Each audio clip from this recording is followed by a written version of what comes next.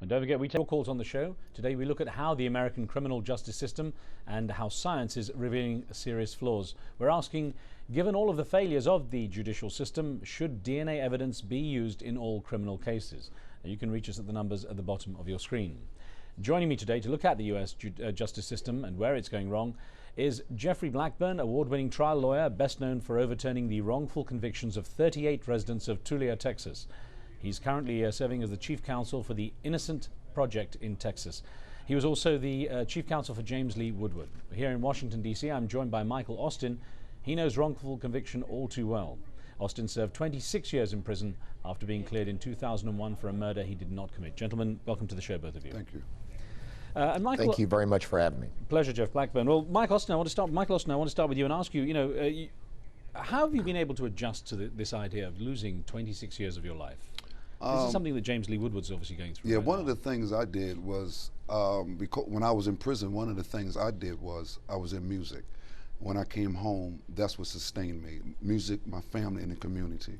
And I used that as a pivoting point to trying to keep myself focused and trying to get involved in community activities. Now, when you're locked away for something you didn't do, obviously you're losing a big chunk of your life. Yes. 26 years in your case. Are you bitter? You don't seem to be. I mean, excuse me. The bitterness is something that I don't try to heed to because it takes a lot out of you. I'm trying to stay focused, even though I experienced a horrendous situation in my life. I try to stay focused on the thing that's going to better me instead of trying to be bitter and angry at the world. Well, let's bring in Jeff Blackburn here, and another man in Dallas, James Lee Woodward, has just been exonerated, and Jeff Blackburn, you represented him. How is he handling the newfound freedom? And I wonder, what did it take you to get him out? How did you prove him innocent? Well, as far as how he's doing, he's undergoing a lot of the same sort of process that Mr. Austin has and Mr. Austin is, and that we see with a lot of these guys, because we've represented many, many people that are getting free in Texas. However, I will tell you, Mr. Woodward, very, very much like Mr. Austin, I think has a very firm grasp on what's happening. He's got a very strong spirit, and I think the experience in prison really built his character to a point where he's a remarkable guy. His number one interest now is in aiding our efforts to make some political reforms happen that will prevent this from happening in the future, and also give access to prisoners who are locked up in Texas to the courts. Our problem here is that Texas is a deeply crisis-ridden system. Although it's true that we've gotten many, many people out on DNA evidence in the last, we have now 18 people cleared by DNA in Dallas County alone. The fact remains that for each one of these guys, there's probably hundreds more locked away in the Texas Department of Corrections who were framed, had poor trials, horrible lawyers, and were subject to terrible prosecution and police misconduct. Could I ask you, Mr. Blackburn, to just take us through a couple of the key points that lead to wrongful conviction? What are the most common causes? Two things, really. First of all, there is a convict at all costs political mentality by both prosecutors and judges in Texas. What people need to realize is that in Texas, along with a few other states in the U.S., judges are actually elected officials. This ultimately, and this is true not only with trial judges, but also with appeals judges. This leads to a mentality that has very little to do with them judging cases and a lot to do with them leading lynch mobs so that they can simply get reelected. You can never go wrong by being tough on crime in a place like Texas.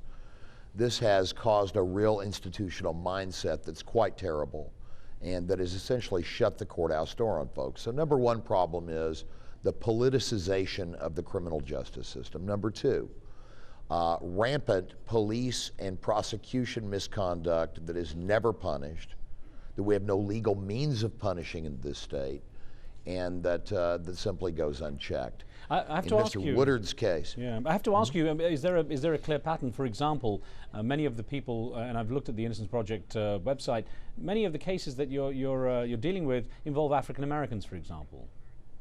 Oh, absolutely.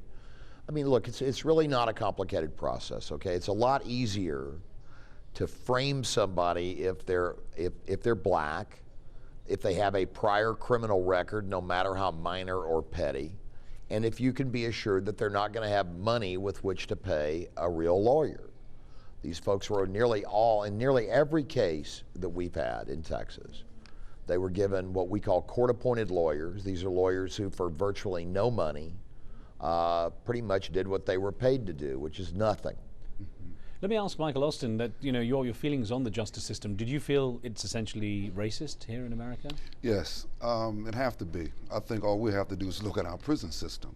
And Mr. Black actually expressed that, in a way that our system, when I was arrested, I went through the same process. I had an attorney, my family paid for this attorney, okay? But he wasn't effective in handling my case. I had a situation where every witness said the suspect was 5'8" light complexion. I'm almost 6'5", and it was only one witness against me that convicted me, that allowed the court to give me life and 15 years in the Maryland State Penitentiary. How much of a system did you find for appeal? How much was there a chance for you to have your voice heard? You go through the judicial system, you go through your appeal, writ of certiorari, writ of habeas corpus, you go through the process, but you need money. If you don't have money, you're going to get a public defender. When you get a public defender, there's not a lot of work, there's not a lot of investigating. It's just that you hoping that he investigates your case enough so when you do get back into the appeals court, you'll be able to have constitutional issues that would allow you to be free. What's disturbing, and I'm going to touch on this with Jeff Blackburn in a moment, but is the number of people that seem to end up wrongly convicted, and it's numbering in the hundreds across the country. Right. And I wonder, from your experience inside, I mean, obviously a lot of people say that, I'm innocent and so on, but what sense did you get that there's a lot of people in there who perhaps aren't getting their voices heard and might have a different story to tell? Because of DNA, there's technology has brought the criminal justice system forward in the sense that you have guys, without the DNA, they would still be in prison. Without that evidence to show, it was impossible for this particular person to commit this crime. Without that, none of the lawyers would be able to get guys out, because without DNA now, I was released without DNA, but without DNA now, most of the courts won't even really listen to your case. I wonder, Jeff Blackburn, should DNA testing and DNA evidence be fairly universal across the judicial system? Oh, absolutely. Yeah. Absolutely. But I want to echo something that Michael pointed out, too. It's very important that these DNA cases represent only a tiny, tiny fraction of cases generally. What they've done is open public awareness. What they've done is open a door into the failings of this criminal justice system. But we now have to go through that door and begin to look at cases that do not have DNA evidence. In Texas, for example, in virtually every jurisdiction outside of Dallas County, biological evidence was routinely destroyed by the government. There is nothing to work with. It's the cases like Mr. Austin's, and incidentally many of the cases that we handle, because we're not a DNA-only innocence project here in Texas. We want to go after the hard cases. Mr. Woodard's case was not really strictly a DNA case. It was a case where DNA opened the door. So at a minimum, yes, DNA testing has to be mandated and absolute across the board. Beyond that, however, we've got to be able to inspect convictions and examine convictions with a fresh pair of eyes and with an unbiased attitude that may or may not have DNA evidence, since most of them aren't going to have DNA evidence now. Now, in the case of James Lee Woodard, of course, it was 27 years. DNA evidence, I mean, in theory, could have been used a lot sooner, couldn't it? Yeah, although his presented a very classic example. In Texas, there's not even a provision to give a crummy lawyer, there's not a provision to give even any kind of lawyer at all to someone challenging their conviction. He was filing motions and writs on his own, which incidentally, I've read them, they're very good, but he was filing these documents on his own, and the state simply lied in response and said there was no evidence to test. Only after our project got involved with a change of regime in the DA's office were we able to actually go and find the evidence the state had previously said didn't even exist. I wonder how many guys just like him are out there where the state simply makes a blanket denial because they don't even want to go look in a file room somewhere to see if there is a sample to test. Now, I wonder, in the case of DNA testing now, how much it's changed. Well, first of all, why Texas in particular? Why is Texas such a problematic state? Well, part of it is because, I've always believed that the real motto of the Texas criminal justice system is striving to be Mississippi. It's the worst state in what I think is really a very bad country generally for criminal justice. We're the worst.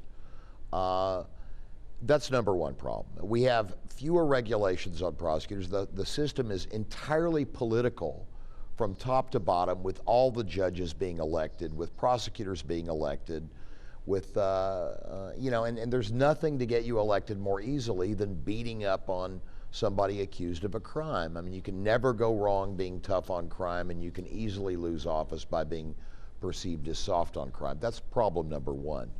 Problem number two is that we in general have been so willfully bad in our treatment of people accused that now, after 20 and 25 and 30 years, the sins of the past are beginning finally to catch up, and we're beginning now to get a picture of a gigantic prison system. In Texas, I think it's the number now is 400,000 people locked up in the penitentiary, more than practically any other country in Western Europe. I know that. And now we've got to be forced to examine exactly what we did to put them there, and it's an atrocious, ugly picture. I wonder, Michael Austin, what impact did spending time in prison with genuinely guilty men as well have on you? How did it affect your psyche? You know, psychologically, I was talking to a friend of mine who just did 39 years and got out, and we was talking about how people look at us externally and don't understand what's going on with us internally. Psychologically, it's a hell of an adjustment. When you come home, you've lived a life for so long, for 26, 27 years, for so long, to make that transition, to come home and trying to adjust to your community or society is very difficult. Really, you need therapy. Did you get the feeling that prison is doing its job? I mean, if it's meant to rehabilitate people and incarcerate people, but is it rehabilitating anyone? No, you know, some institutions in Maryland like that, but prison is for punishment now. Prison is like Mr. Blackman said, it's a political, you know, and it's very political, and because it's political, it's not allowing those guys who did crimes or innocent to work through the system and get out. It's to hold you there and not to allow you to be able to move through the system. You're locked in 23 hours a day. What compensation can you get for losing so much of your life? There is, after 26 years in prison, Maryland gave me $1.4 million for 27 years. That made me angry, because my question is, who is tallying up enough money to determine how much my life is worth for 26 years? Who's tallying up that? So when you asked me earlier about why am I not mad and frustrated, those are the things that cause you to get frustrated and mad. Jeff Blackburn, are you seeing any changes in the system, in the judicial system, based on the kind of work you're doing? You're actually proving where the system is wrong. Are you seeing any adjustments in the system? Yeah, some very significant ones, actually, although not from the court system per se. What we're seeing now is very interesting, is a movement from below by some, very, very few, but still some very important district attorney's offices. Mr. Woodard's case is an example of a brand new process that my Innocence Project of Texas has initiated here. Very cool. What we're doing is actually working with the district attorney's office to both investigate and resolve old claims of innocence.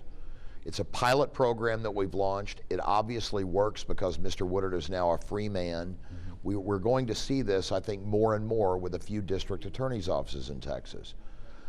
I believe that the more of those examples we create, the more district attorneys themselves will become convinced that they can receive political support from the people generally who will get behind their efforts to do the right thing and see justice done. So we're seeing that happening on one level.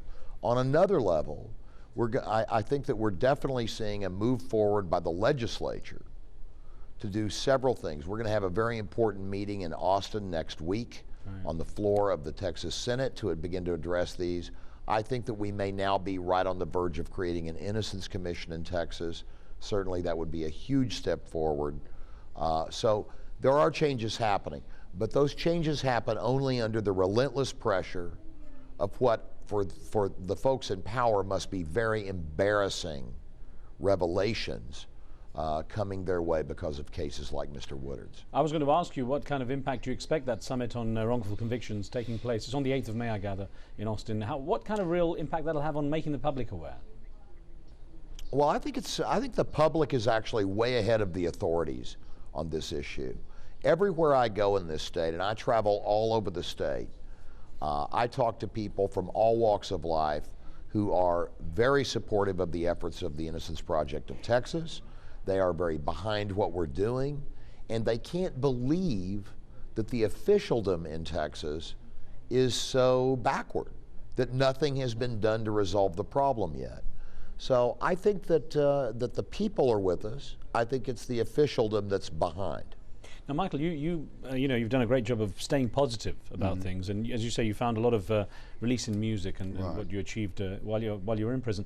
How much time do you spend in trying to make other inmates aware of the possibilities? How much time do you put back into doing something for the prison system as well and the people in there? Well, what I'm doing now, I'm starting a program called Ex-Offender Entrepreneur Program. It's a part of an organization called In This Together.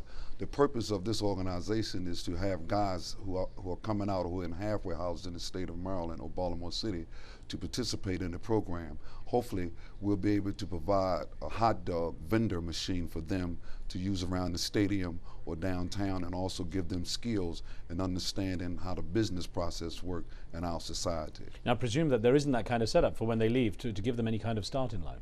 No, because mostly in Maryland, when you come out, if you're convicted or felon, you don't get a job. So we have to provide those type of activities for guys to get out, to get them some kind of skills, because the system is overflowing with inmates, recidivism backwards and forward. So I guess if everybody just do their part in trying to make it easier for guys when they are released from prison. Michael Austin, I wish you luck. Thank you very much. And Jeff Blackburn, thank you very much for joining us. Thank you for having us. Thank you for joining us. Now on the next show, we'll speak to author and columnist Ariana Huffington, founder of the internationally popular blog site The Huffington Post. Send in your questions and comments for that. Street Talk is coming up next. Stay tuned for that.